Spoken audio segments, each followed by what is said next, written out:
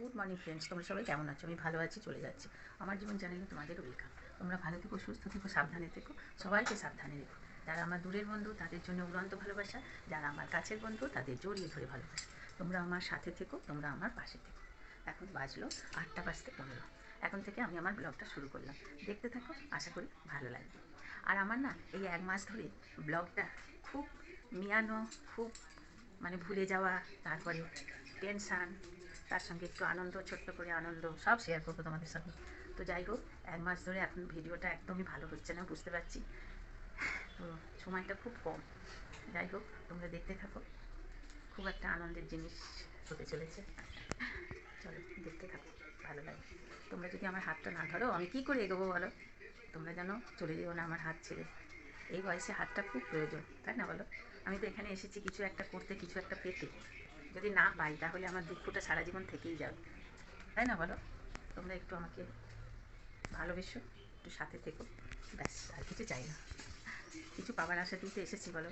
নিজেকে স্বাবলম্বী হব, এই বয়সে আর কোথায় বাইরে যাব কাজ করতে, তাই না? তো যাই হোক, চলো। হ্যালো বন্ধুরা, আজ আমি মাথা ঠান্ডা করে ভিডিও করব। হ্যাঁ, এতদিন মাথা আমার ঠিকঠাক ছিল না, চতুর জায়গায় ঘুরে বেড়াচ্ছিল, জানো তো। তাই চলে এসেছি সকাল সকাল, তোমাদের সকাল থেকে একেবারে ভিডিও দেবো। তো দেখো, কড়াই বসিয়ে দিয়েছি, কড়াইয়ে তেল দিয়ে দিয়েছি, লঙ্কা দিয়ে দিয়েছি, 5 ফোড়ন দিয়ে দিয়েছি। এবার কুচি কুচি করে কাটা আলুগুলো এর মধ্যে দিয়ে দেবো। তোমরা তো জানো যে আমি কীভাবে, আমি কোন পদ্ধতিতে রান্না করি, তো সেটা আমি তোমাদের সঙ্গে শেয়ার করি। ব্যাস, এখানে শসা কেটে নিয়েছি কুচি কুচি করে। এবার কী করবো, এটা যেই দেওয়া হয়ে গেছে, কুচি না, আমার বয়স তো সেরকম আর নেই বলো যে আমি আলুটা চুরি তো দেখানো কিছু নেই। তেলের মধ্যে 5 ফোড়ন দিয়ে আর গ্যাসটাকে এবার একটু হাই করে দিলাম, দিয়ে আলুগুলোকে লাল লাল করে ভেজে নিয়ে জল দিয়ে দেবো। চশমা করলে অনেকে দেখতে পাচ্ছ, আমি চশমা করলে কানা হয়ে যাচ্ছি, সত্যি বলছি। চলো,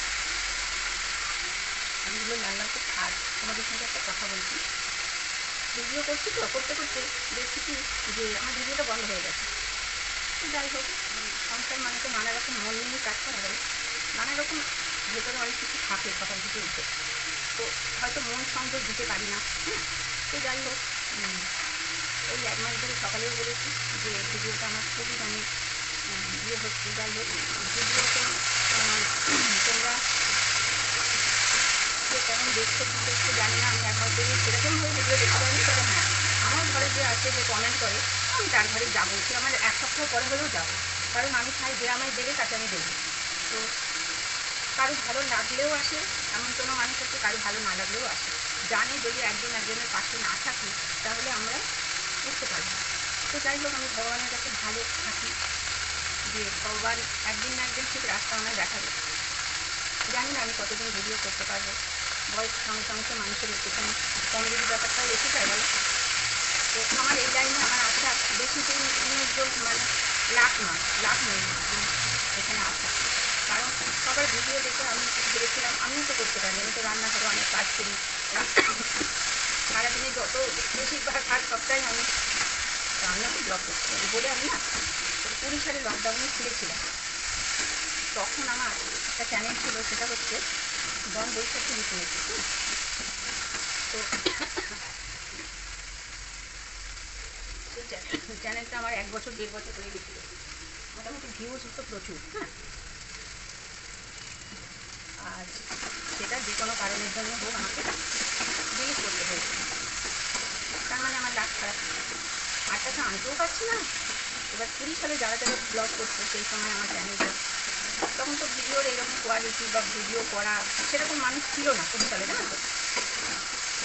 এতদিন আমার চ্যানেলটা হয়তো মনিটাইজ হতো, তাহলে আমার লাকিলি আমার কপালটা খারাপ। তারপরে আমার একটা জেদ এসে গেল, চ্যানেল খুলবো।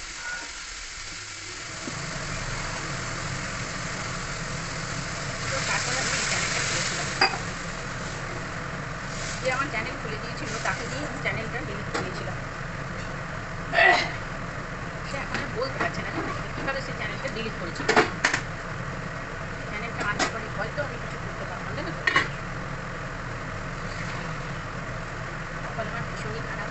যাই হোক, যারা খুব মানে ব্লগ সম্বন্ধে তাদের নলেজ আছে, তাদের কাছে যে আমি যাবো, তাদের কাছে শিখবো বা তাদেরকে গিয়ে বলবো, আমাকে তো তার জন্য কসরত করতে হবে বলো, কিন্তু পারছি না সংসারের জন্য আমি পারছি না যে তাদের কাছে ওই মারামারি ঘোরাঘুরি করে প্রীতম টিকুনিয়া আমার বাড়ির কাছে ওর বাড়ি, জানো তো আমার বাড়ি এখানে ওর বাড়িও সেখানে, আশ্চর্য আমি ইয়ে করতে পারলাম না।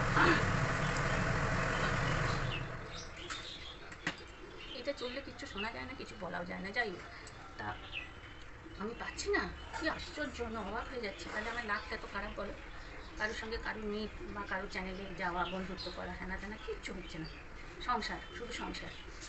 সংসার করেও অনেকে করছে, কিন্তু দেখো এইটা যদি কেউ না দেখতে পায় তাহলে সে আমি হেল্প করলো বলো তো।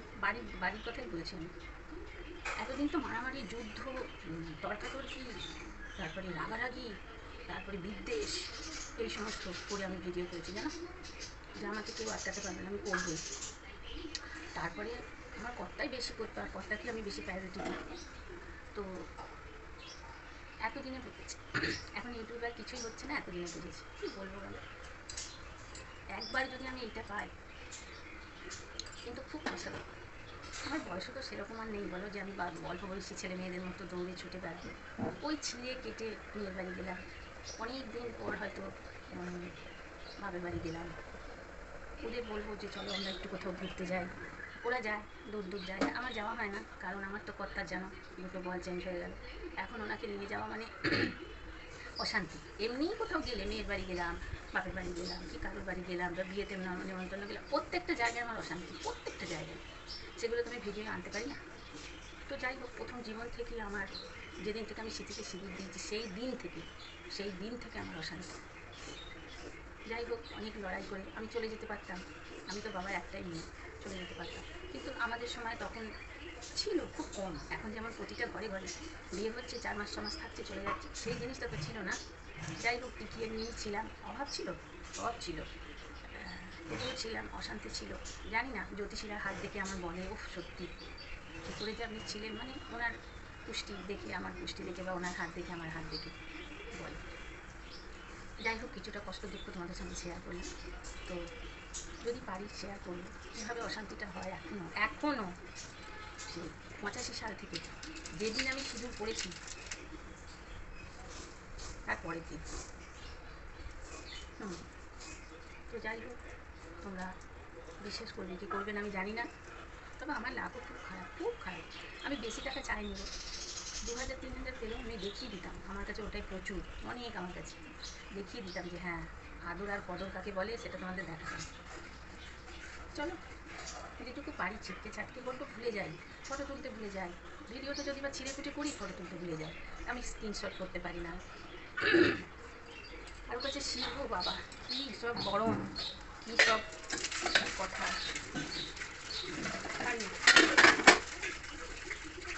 লবণ দিয়েছি, খুব ভুলে যাই, কত ভালো ভালো কাজ হয় সারাদিন থেকে, কত জিনিস আনা হয়। হ্যালো বন্ধুরা, আলুগুলো লাল লাল করে ভাজবো বলে তোমাদের সঙ্গে শেয়ার করতে এলাম। তেল দিলাম, 5 ফোড়ন দিলাম, আর কাঁচা লঙ্কা ছিঁড়ে দিলাম। এরপর আমি আলুগুলো লাল লাল করে ভেজে তোমাদের কাছে আসছি। এখানে ঝিঙে কেটেছি, এখানে শাক কেটেছি, গন্ধরাজ লেবু কেটেছি, এখানে শসা কেটেছি। রুটি হয়ে গেছে, কিছু রুটি বাকি আছে গরম গরম দেবো বলে। আর এবার একটু চা করবো, কারণ চা খাবেন আমার কর্তা, তোমরা তো জানো, আর আমি তো ভীষণ প্রিয়াসী চা খাওয়ার। চলো তারপরে আবার ঘুরে আসছি না। আজকে আমাদের পুচা মাথা টাগলু করেছে দেখো, আর ও আজকে মায়ের কোলে বসে খাচ্ছে, আসনে খাচ্ছে না। দেখো তুমি কি করছো মা, খাবার খাচ্ছ, একটু জোরে জোরে বলো। আর মাম্মার চুলে কি করে দিচ্ছ? ভিজে চুলে পাগল। তুমি ভিজে চুলে পাগল? দেখো আমার সোনা ভিজে চুলে পাগল। ওর বাবা রাত্রিবেলায় কী করে জানো, কী করে মা পাপা তোমার? চুল ভিজিয়ে ওর কাছে আসে, ওর পাপার চুল নিয়ে খেলা করবো। এখন পাপার কাছে ঘুমায় জানো, ও এখন বড় হয়ে গেছে। আমি ওর পেঁপের বাড়ি গেছিলাম, ও মুল্লি দেখাতে বলছে, দেখো ও মুল্লি দেখছে। আমার সোনা, আমি পেঁপের বাড়ি থেকে এসে দেখছি আমার সোনা বড় হয়ে গেছে, নিজে নিজে একা একা খেলা করছে। তারপরে আমার সোনা কোলে উঠতে চাইছে না। আর এই দেখো, আমি আমের আচার করবো বলেছিলাম, এই দেখো করে ফেলেছি। তখন আমার ফোনটা চার্জ হচ্ছিলো বলে দেখাতে পারলাম না, এটা আমি তোমাদের মুখে বলছি, হ্যাঁ মুখে বলবো। আর এই দেখো, এখানে আমি মুরগি করবো, মোয়া করবো, মুরগি না। এই দেখো, এটা আমি শুটিয়ে গেছিলো জানো তো, তাই জন্য ওই কড়াইটাকে খুব গরম করে নিয়ে মুরগিগুলো করলাম, কড়াইটাকে গরম করে নিয়ে আমি মুরগিগুলোকে এর মধ্যে নেড়ে নেড়ে ফুটানোটা একটু চেষ্টা করলাম শক্ত করার, হ্যাঁ। দিয়ে তারপরে আমি পিউ যখন গ্যাস মুছবে তখন এইগুলো এর ওপর চাপিয়ে দিয়ে এখানে মুছে নামিয়ে রাখবে। আর একটা কথা হলো এই দেখো, এইটা হচ্ছে 2 নম্বরের আচার, এইটা হচ্ছে 1 নম্বরের আচার। এখন কেন এত আচার করছি জানো কি তোমরা? আচ্ছা বলবো সেটা। আর এইটা সন্ধ্যেবেলায় করবো, তোমাদের সঙ্গে শেয়ার করবো। হ্যালো বন্ধুরা, আলুগুলো লাল লাল করে ভাজবো বলে তোমাদের সঙ্গে শেয়ার করতে এলাম। তেল দিলাম, 5 ফোড়ন দিলাম আর কাঁচা লঙ্কা ছিঁড়ে দিলাম। এরপর আমি আলুগুলো লাল লাল করে ভেজে তোমাদের কাছে আসছি। এখানে ঝিঙে কেটেছি, এখানে শাক কেটেছি, গন্ধরাজ লেবু কেটেছি, এখানে শসা কেটেছি। রুটি হয়ে গেছে, কিছু রুটি বাকি আছে গরম গরম দেবো বলে। আর এবার একটু চা করব, কারণ চা খাবেন আমার কর্তা, তোমরা তো জানো। আর আমি তো ভীষণ প্রিয়াসী চা খাওয়ার। চলো তারপরে আবার ঘুরে আসছি না। দেখো বন্ধুরা, পিউরানি মটরের তরকারি করে চলে গেছে। এখানে আমি এগুলো মাঝামাঝি করে ধোয়াধুয়ি করছি, এগুলো নামিয়ে দিয়েছি। এখন রান্নাঘরের অবস্থাটা এইরকম আছে, দেখে নাও। এবার আমি একটু ঝাঁটপাট দেবো। আর চলো আচারটা দেখিয়ে নিই। এটার মধ্যে আচারের মশলাটা দেবো, দিয়ে এটা কর্তা নিয়ে এসছে বোতল। কোথায় রেখেছি দাঁড়াও দেখি, কোথায় রেখেছি। ও বাবা, আবার এখানেও মুরগি আছে গো, এগুলো দেখিনি। সব ঘুরে এনে করতে হবে জানো তো। চলো বোতলটা কোথায় রেখেছি, ও নিচেই রেখেছি জানো তো। এইগুলো দেখো কি সুন্দর, দুটো নিয়েছি, এই একটা। আমার কর্তা বলেছিল আমাকে চা দেবে, তো এইটা দিয়ে চা দিয়েছি। মেয়ের বাড়ি গেছিলাম, ওখান থেকে নিয়ে এসেছি। তো এখন এই মশলাটা করেছি, এটা মিক্সিতে বাঁধবো। চলো, আর এগুলো একটু ধুয়ে এরকমভাবে ডাঁটায় জল দিয়ে রাখো। দেখো, ডাঁটাটা জল দিতে গেলে কী করতে হবে বলো তো, এইরকম করে ন্যাকড়াটাকে খুব সুন্দর করে ভেজাতে হবে, চপচপে করে। দিয়ে ন্যাকড়াটাকে ভিজিয়ে জানলার কাছে রাখতে হবে, তাহলে কি বলো তো এটা ভালো থাকবে। এই দেখো, এরকম করে রাখবে। সব গ্যাসটা মোছামুছি করলাম, তাই জন্য আবার ঘুগনিটা এখানে তুলে রেখেছি জানো তো। চলো মশলাটা করে নিয়ে। শুভ 25শে বৈশাখ। গান তো করতে একটু ইচ্ছা করছি, কিন্তু ওই যে তোমাদের বললাম আমার ভিডিও একদম লোয়েস্ট পর্যায়ে পড়ে গেছে। যেদিকে তাকাচ্ছি সেদিকেই অন্ধকার। আমি একটু ফুটফুটে জানো তো, ফুটফুটে মানে একটু পরিষ্কার পরিচ্ছন্ন ভালোবাসি। হ্যাঁ, যেটা চোখে লাগে সেটা তো করতেই হয়। এখন আমাদের পুচু সোনাকে না একটু খেলাধুলা ওর মা করতে দেয়, কিন্তু ঘুম থেকে উঠে কিন্তু সঙ্গে সঙ্গে পড়তে বসে না। মা বলে, মা জানো তো ওকে না সঙ্গে সঙ্গে ঘুম থেকে পড়তে বসালে আগে বসাবো, তো ও একটুখানি না খুন করে। তা আমি তো ছিলাম না, আমি বললাম ঠিক আছে তাই করবে, যেটা করলে ভালো হয়। তার জন্য ও রুটিটা বেড়ে দিল। এগুলো দেখছো কি, আমি আমার কর্তার হাজব্যান্ডের সাবান দিয়ে এগুলো একটু অনেক দিন, বললাম না 1 মাস যাবত আমি ছিলাম না, সেই ততদিন এটা এরকম নোংরা অবস্থায় পড়ে আছে। কারণ পূজাকে নিয়ে তো ওর মায়ের এই সমস্ত করার সময় নেই। পূজা খাওয়ানো, পূজাকে চান করানো, তাও আমার বেয়ান এসেছিল বলে আমি আমার মেয়ের বাড়ি কদিন থাকতে পেরেছিলাম। তোমরা তো জানো ওরা বাড়ি পাল্টালো, সবই তো তোমাদের সঙ্গে শেয়ার করেছি। কালকে আবার আসবে পুচি না করতে, তার জন্য এটা একটু চেষ্টা করলাম, যেটুকু পারলাম। কারণ বাইরের দোকানের ছেলে ওরা যদি এইগুলো দেখে বলবে ওরে বাপরে কি নোংরা এরা। বিছানা পরিষ্কার করতে এলে তো আর বাইরে করতে বলতে পারবো না, বলো, এখানেই করবে। তোমরা তো জানো আমি এখানে পরিষ্কার করি, বেশি পরিষ্কার করি, তোমরা তো সেটা জানো, তোমাদের সঙ্গে অনেকবার শেয়ার করেছি, তাই না বলো।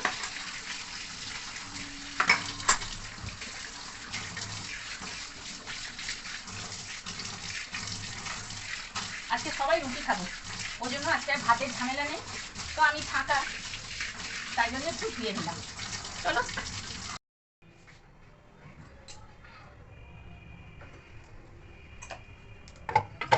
খোঁচা বাড়বো।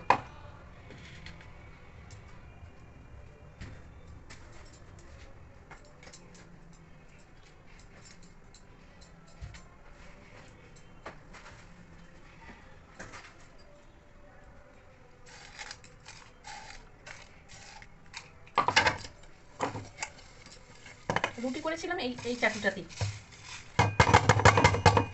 দিয়ে এইটার মধ্যেই আমি দিয়ে করে নিলাম।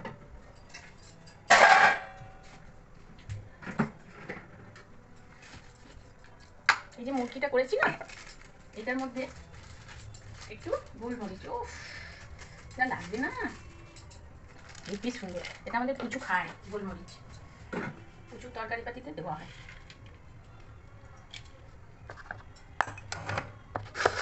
এত বড় কোটো আবার কোথায় পাবো গেল তো, এত বড় কড়াইটার এক কড়াই হয়েছে দেখো।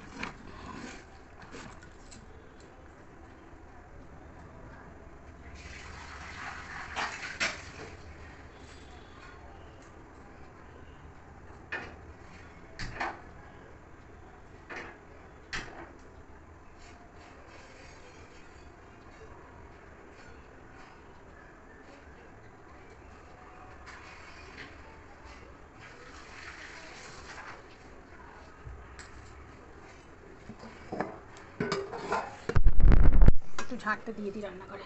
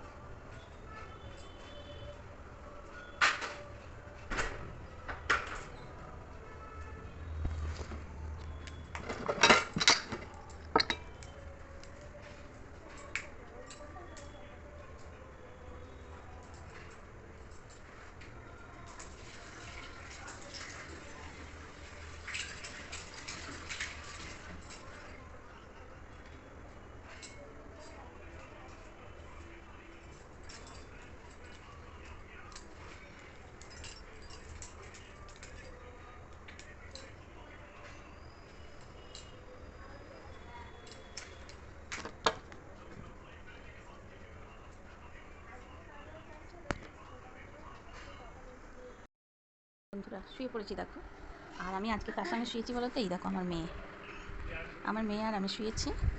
আর এখানে ছোটো লাইট জ্বালিয়ে নিয়েছি। আর একটু যদি ভালো লেগে থাকে লাইক শেয়ার কমেন্ট করবো, বন্ধুদের মাঝে ছড়িয়ে দিও।